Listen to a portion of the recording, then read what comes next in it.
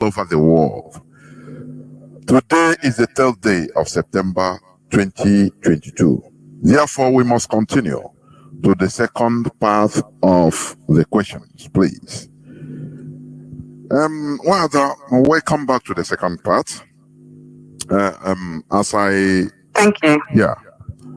As I said before about you've answered the question.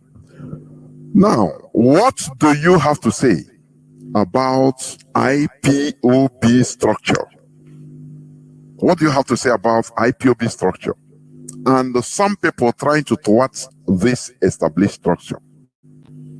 What do you have to say personally? Please, go on. Thank you.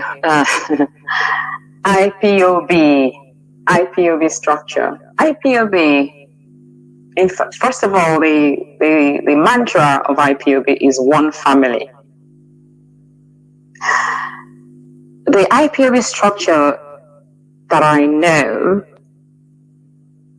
has been set up as the backbone upon which this movement relies. That is a structure. And in every organization, if you do not have a structure, you will collapse. Just as a human being, what is our structure? It is a spinal cord that you have the spinal cord, the spinal line, your spine. That's the structure. If that is tampered with, if you have a problem with that, you will collapse as a human. You will not walk. So the structure has been set up there in IPOB. IPOB has her own structure, which is her backbone upon which she relies. There is an hierarchical organogram. I mean, this has been since 2014, 2015. In terms of the organogram, that's what I'm talking about. The organogram has been since 2014 and is hierarchical rather. It is put into place to enable the effective functioning of IPOB. And that structure stems from the head of Directorate of State through to the last official within every IPOB chapter.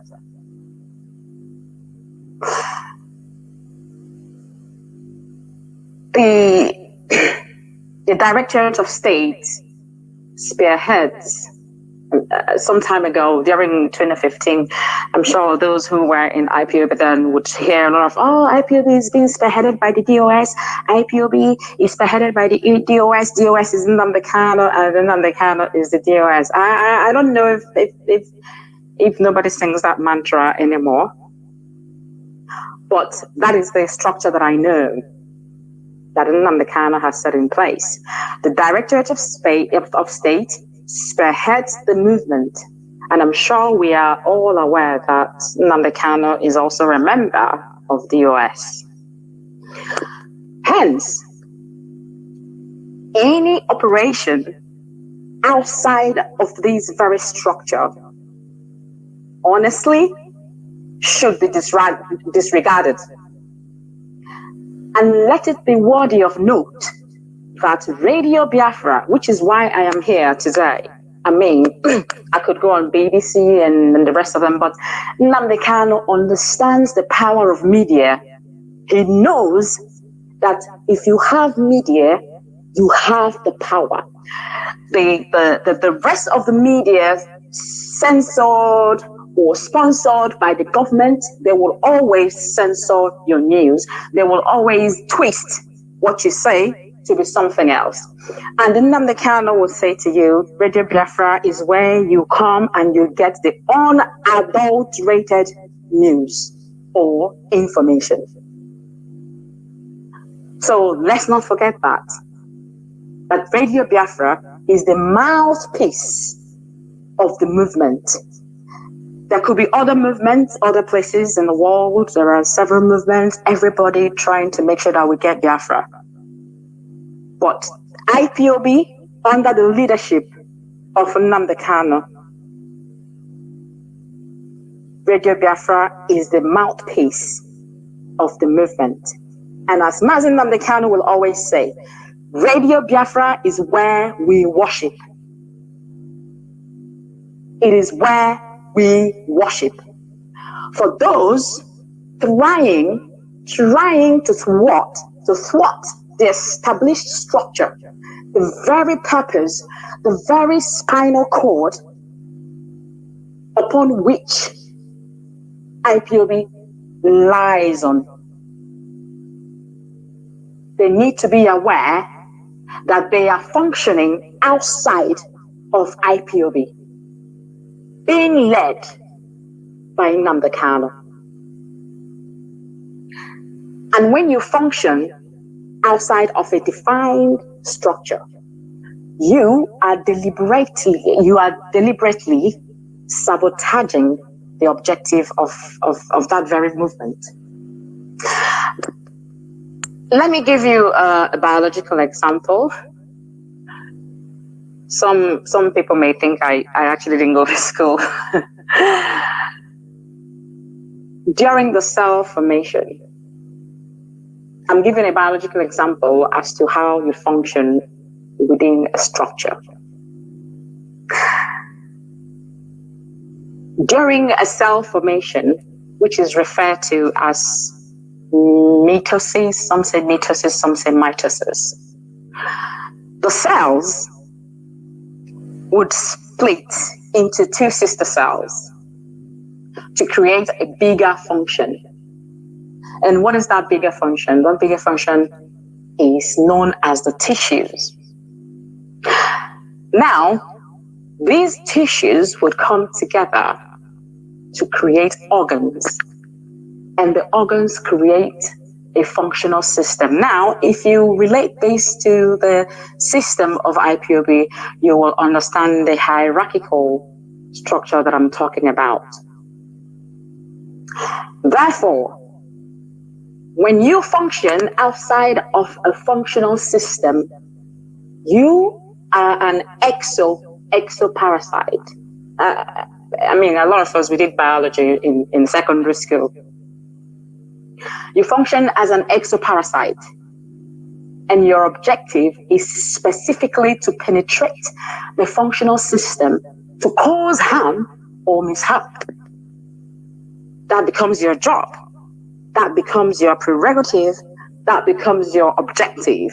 That becomes your vision as an exoparasite, to cause mishap, because you're functioning outside of the mapped structure or system or functional system. However, if an exoparasite decides to establish a symbiotic relationship, I want our people, for everyone who is under the sound of my voice, to understand this very example that I'm giving. If you fail to understand it, ask your brother, ask your sister, ask your lawyer, or ask your doctor, whom you think might understand better. If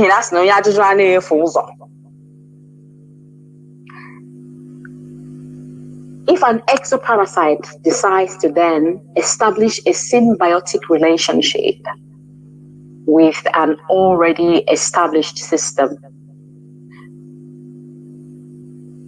if you remember, I did say I will try to not be ambiguous, for us not to be bound by the complexity of ambiguity. So I'm trying to speak in a simple term and in a simple tone so everyone will understand me. Now, if an exoparasite decides to establish a symbiotic relationship with an already established system, then there must be a form of agreement, underline the word agreement, between the system and the exoparasite. outside of any agreement, outside of these very agreements, the exoparasite must be regarded as an intruder whose intention is to cause harm and to cause chaos. To explain this further, think about the grazing cattle, cattle. The grazing cattle and an egret. Egret is E-G-R-E-T.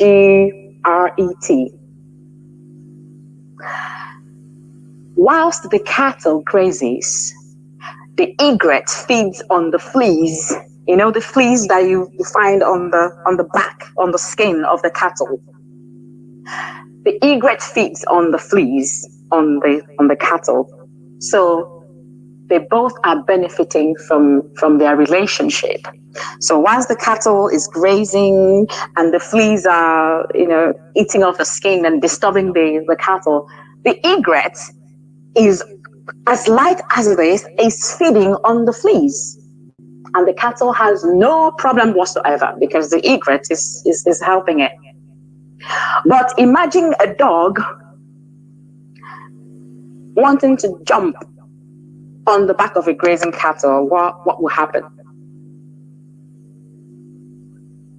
Of course, the cattle will, there will be a fight. Absolutely. So that is, when you try to thwart a structure, a system, that is what happens, because the egret comes based on agreement and feeds on the fleas, and they both cohabit. So I think that is my answer to for those trying to thwart the structure set by Nnamdi Kanu and his DOS members.